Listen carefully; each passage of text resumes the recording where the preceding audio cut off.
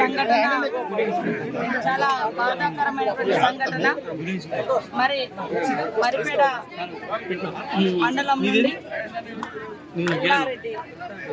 ఎల్లంపేట మహబూబాబాద్ జిల్లా మరి డోర్నకల్ నియోజకవర్గం ఎల్లారెడ్డిపల్లి తండా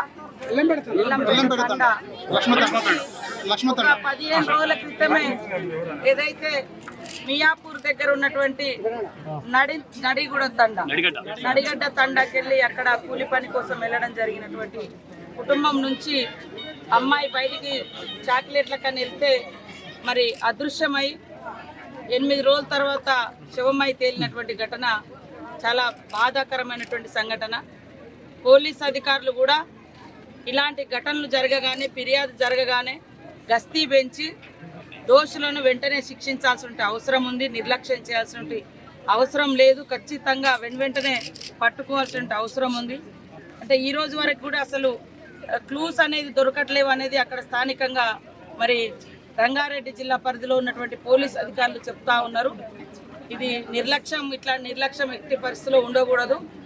మరి ఒక ఎస్టీ బాలిక గతంలో కూడా ఈ ప్రాంతంలో మేము 2-3 ఘటనలకు కూడా రావడం జరిగింది. మైనర్ బాలికలు కానీ మహిళల మీద గత కొన్ని సంవత్సరాల క్రితం కానీ ఇక్కడ గుట్టలలో కూడా అమ్మాయిని రేప్ చేసి చంపేసినటువంటి పరిస్థితి కూడా మనం చూసినాము.